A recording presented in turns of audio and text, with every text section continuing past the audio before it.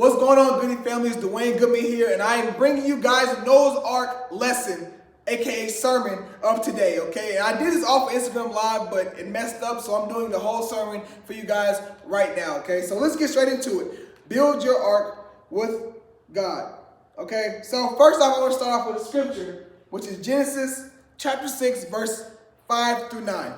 Genesis chapter 6, verse 5 through 9. So let's get into it. What it says is, the Lord saw that the wickedness of man was great in the earth, and that every intention of the thoughts of his heart was only evil continually. And the Lord regretted that he had made man on the earth. And it grieved him to his heart. So the Lord said, I will blot out man, whom I have created from the face of the land, man and animals and creeping things and birds for heavens. And for I am sorry that I have made them. But Noah had found favor in the eyes of the Lord. These are the generations of Noah. Noah was a righteous man, blameless in this generation. Noah walked with God. So, for the beginning of it, we're going to just clarify this, though. So, the beginning of it was that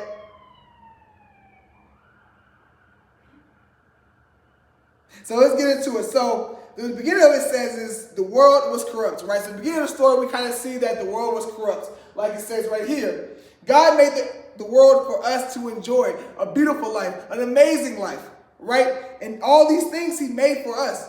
But when he see that we allow deceitful things, we see evil things, we let bad things come in our way, he started to see that we couldn't handle it. We couldn't enjoy the beautiful things he had for us because we couldn't simply not live selfishly. Now let me ask you this, guys. Are you living selfishly? Or are you doing things to be a better Christian? Are you trying to make the world a better place? Because remember, us being Christians, we have to do things that may not be the best for us, but we're doing the best thing for the world. Because being a Christian means we make more disciples. We give love instead of hate. Because this world, like in the Bible, a lot of negative things, a lot of violence, a lot of crimes, a lot of bad things are happening in this world. But if we continue to be along with the world and keep doing things that the world is giving out, what good are we? What good are we doing in this world if we keep doing what everybody else is doing? Right? So now, listen, y'all. Noah is typing in the chat. Y'all know what that means. You know, when you on Snapchat typing in the chat, that means something cooking up. That means something going crazy when somebody typing in the chat. So, like it said in the scripture, Noah was the only person who lived for the Lord, right? Because everything that Noah did was all for the intentions of God. Everything he did was so to be the betterment of the world. You know, he prayed all the time. He turned away from sin. All the things that the world did, Noah didn't. And he stayed true to himself, right? And Noah's a great role model. I'm going to keep getting into it, but you'll see why he's a great role model and why his character is so impactful and so meaningful that we can take a lot of things from this lesson. So what God told Noah was, he decided that the world was going to be destroyed of evil, and Noah would only live and by the flood for 40 days, because the world was going to be flooded by 40 days, and God told him, since Noah, you are a righteous person, you always staying down for me, you know, you always riding for me, you know, we always talk about ride or dies. Noah will ride or die for God. Now, we need to be ride or die for God as well, but are we going to allow the world to keep influencing us so we be ride or die for the world and what the world has for us? I would, you know, but let's keep getting into it. However, Noah wanted God to give mercy to sinners. This is a true act of unselfishness. Now, even though Noah was living right, Noah was doing all the great things that the world, Noah was doing all the right things that a Christian should do, right? Pray, live unselfishly, do things that's great for being a Christian, right? So Noah was doing all these things, right? But at the same time, he still gave mercy to sinners. Think about in your life, how many times does somebody do something bad to you and you kind of want to get revenge on them? You want to just talk down on them. You want to give the hate back. You want to give negativity back because the world and other bad people are giving that to you. Now, what Noah does in this story, he gives an unselfish thing that he's saying, God, look, give them mercy. Please show them mercy because, you know, that's what you should do. That's a true act of unselfishness. So, but God was stern on his decision. Now, God wouldn't turn away from it. So God, what he says is he would destroy the world because it was impure. Right? It would be the best thing. God knew this was going to be the best thing because of how bad the world has gotten. Right? So he told Noah to build the ark. Right? He gave Noah all the blueprints, gave them the wood he needed to use, the kind of the measurements of what he needed to do. But there was one problem, right? Noah was not skilled and he didn't know what he was doing, right? But despite that, God said he would supply him with the knowledge to do so. This is powerful. I want you to think about your life. How many times does God give you a vision, right? It can either be something you're watching on TV and you say, you know what? I want to do that. That's God giving you that hint. How many times does God give you something in your mind that you know that you can do, but you don't know how you're going to do it? And you get kind of discouraged. Now, why do we get discouraged? Right? Because we don't have a lot of things happening in that way. The only time we have a lot of hope in something is when we see it. There's a lot of people doing it. Therefore, we know it can happen. But what about the things in your vision that God giving you that you don't feel so happy about, right? Because these things could be scary because you don't know if it's going to happen or not. But understand this. God gave Noah this vision, right? That he's going to rescue everybody away from the flood, correct? So therefore, if Noah would have said, you know what, God, I can't do it. I'm not going to do it, right? I can't do it because I'm not skilled enough. I'm not good enough. Nobody else is doing it. I'm all alone. Right? If Noah allowed these lonely times, these fearful times to get the best of him, how would he have saved himself from the flood? Right? And his family. Think about that, guys. Think about that. So, in this, Noah said, you know what? I got you, right? So, throughout all of this, Noah continued to keep building. He kept building the ark, kept building the ark, correct? And then, people was criticizing him, like, Noah, what are you doing? Why are you building? What are you doing? So Noah continued to tell them, oh, I'm building the ark because God's going to destroy the world because it's all impure and all these things. Now, these are things that God has told Noah. But although the people of the world, the people of the villagers, they were saying, Noah, you're crazy, you're dumb. This doesn't make sense. Like, why are you doing this? It's not going to be good. Nothing's going to happen. There's no rain in the forecast. You're tripping, right? That's what they told Noah. But no matter what, Noah kept staying on track. Noah kept doing what God told him to do because it's not what everybody else is saying in the world. It's not about what anybody else has to say about what's your vision, what you want to do in this life. Because as long as God is the stronghold in your life and you know what God has for you, nothing that somebody else can say is going to get in the way of what you have to offer to this world. Okay, so stay true to your vision. Never go away from it. So, I got a little trivia slash little multiple quiz slash whatever you want to call it, right? So after the ark was built, Noah showed the villagers. The villagers looked at this big old ark like, dang, and he seen all the animals he gathered for the ark. So therefore, it should be a reason why Noah's doing all these things. There's no reason why Noah would have every animal, 2 of them, to be paired in the ark. No reason why he should have his family. No reason why he should have himself in the ark if it was something coming, right? So, what did the people do? So either A, they decided to turn their lives to God and join the ark. That's B, they said Noah was crazy since no rain was in sight for days and kept on sinning and doing their own thing. Or C, they went to Chick-fil-A and listened to Drake and Beyonce for the rest of the day. Now, let me talk to y'all real quick. If y'all picking C, you're crazy. Now, if you're picking A, it's not as bad, you know what I'm saying, because you would think that they would join the ark.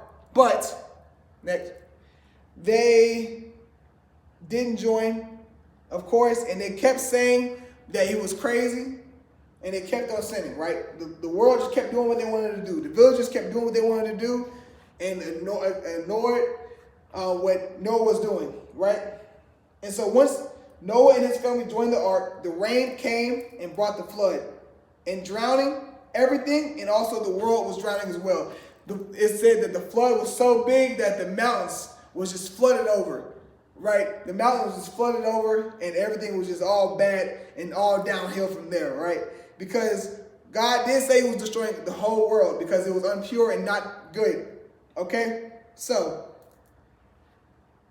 After the 40 days of the rain, right? After God had wiped away all the impure things, and now it's just water just stacked as high as anything in the world, right?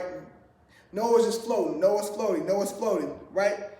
So Noah sent doves to see if they would return with something, right? Because now Noah wants to see, is there life outside of the waters? Because his family's been on this ark for a long time. So now he's trying to see, can we make another world and make another creative way to live now?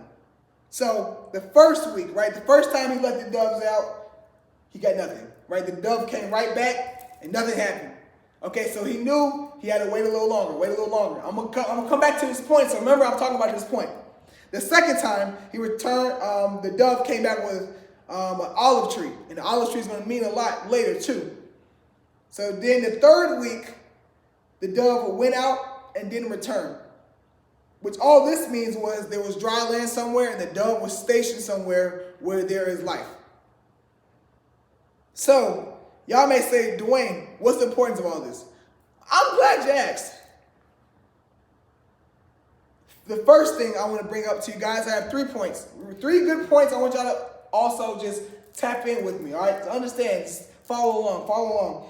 The first one is you don't have to follow the crowd. The world was corrupt, right? In the beginning, we see that the world was corrupt and really bad. In our world, you're looked at as weird if you don't follow trends, / you will do things for attention to also fit in.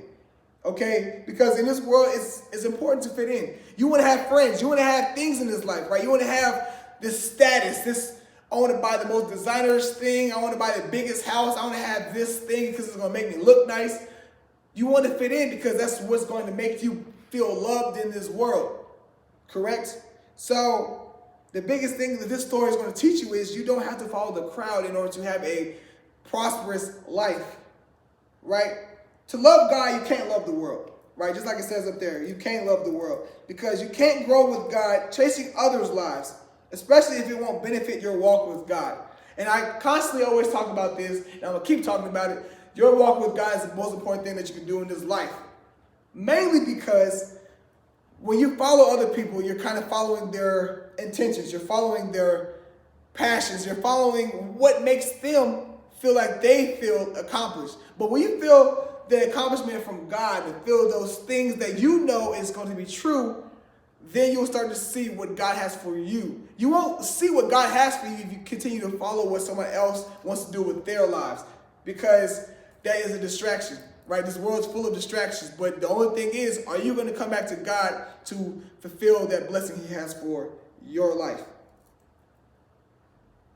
So with Hebrews chapter 11, verse 7, right, what that says is, by faith Noah, being warned of God of things not seen as yet, moved with fear, prepared an ark to be saving of his house, by the which he condemned the world and became heir of the righteousness which is by faith. Now, there's 2 things I want to bring up to this by this scripture right here, right?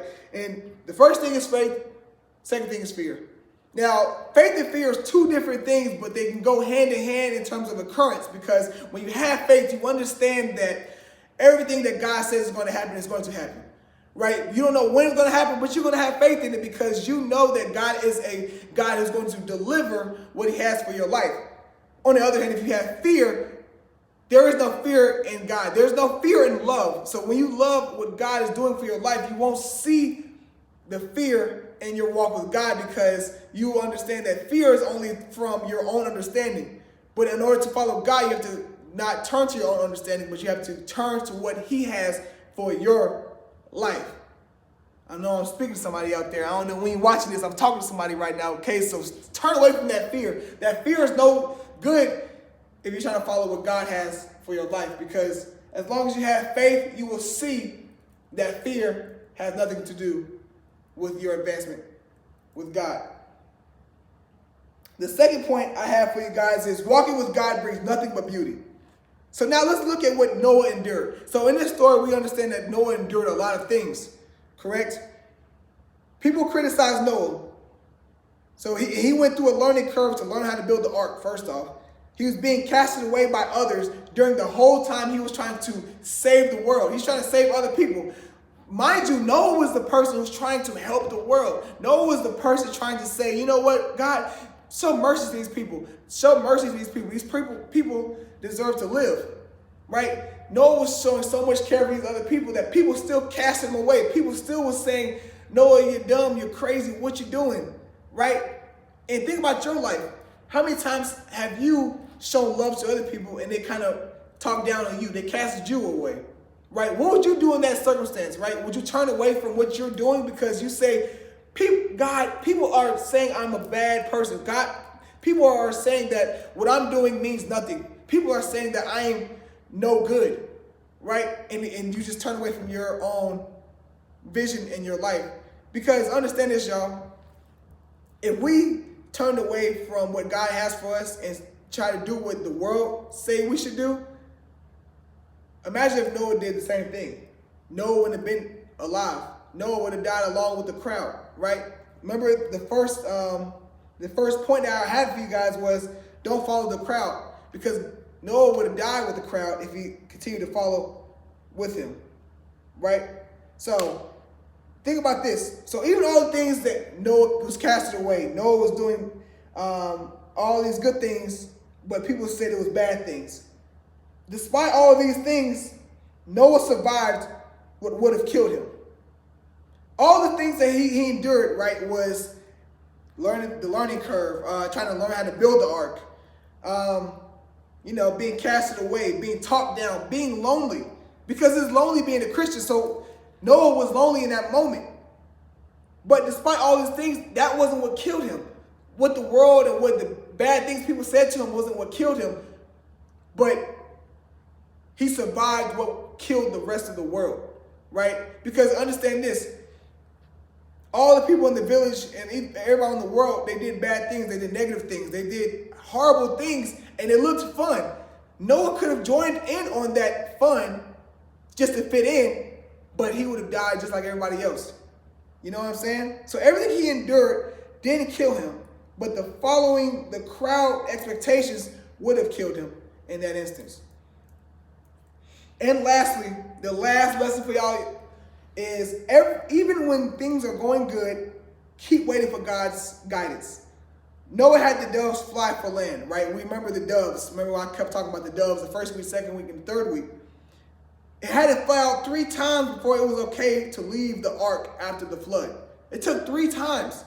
So what does that mean? It's all about patience, right? So Noah couldn't just try to search for land on his own and just try to try to live out on the land, the water, because of course it's hard to wait. 3 weeks? Sometimes we don't even want to wait an hour for anything we want, right? If our internet is going slow, guess what? We mad after 10 seconds. You know what I'm saying? This world is a microwave society, so therefore anything that doesn't happen when we want it to, then guess it won't happen. Or it's going to make us mad. But like how Noah is, the biggest blessing may take a week, right? It may take a month, it may take a year. But how Noah was waiting was he knew that what God has for him is way more important than what his own understanding would have been. So therefore, if Noah had to wait on that ark for a month, a year, couple years, Noah would have did it because he knows the blessings that God has for his life, because he is a follower of Christ and not a follower of his selfish ways. So in summary, y'all, just to wrap everything up. First thing I want y'all to do is stop following the crowds. It's hard to stop following crowds, y'all. We're living in this trendy society. We're living in this negative society. We live in a society where you have to do negative things and bad things, and those things are what is making headlines. Those things are making what life is, right? Stop following the crowd. The only thing that the world can provide is company, but sometimes y'all know that company can box you in, and you have places to be, so you have to escape that box, y'all. We can't stay in these boxes. Think about being boxed in a track race. In a track meet, if you're getting boxed in, it's hard to escape because you got to slow down and then go around the crowd, right? Instead of just staying out in front of the crowd, you can kind of pace yourself and just do more things in terms of winning that race. So don't be boxed in. If you keep trying to be boxed in, hey, you can't win the race. and you can't get to your vision that you have in your life. And then the last point I want to bring you guys with the last little summary: turn away from selfish living and be patient for his guidance. We're sinners, of course. We're all going to make bad mistakes. You're not going to leave this little sermon and say, you know what? I ain't making no mistakes no more. I'm Gucci. I'm good. That's not the case, y'all. We're sinners, but living intentionally for God and your growth with him will be valuable. Let's live for God, y'all. Whatever we're doing, if we're eating, include God. If we're sleeping, include God. No matter what it is, and we live intentionally for God and living for his purpose, you're going to see so many beautiful things that you didn't even know can happen for you. But if you allow yourself to just keep living for other people and keep doing the bad things, there's no way you can see God's blessings. You can't see God's blessings if you don't live in a godly way. Okay? And in a godly way, it's not saying that you have to be perfect.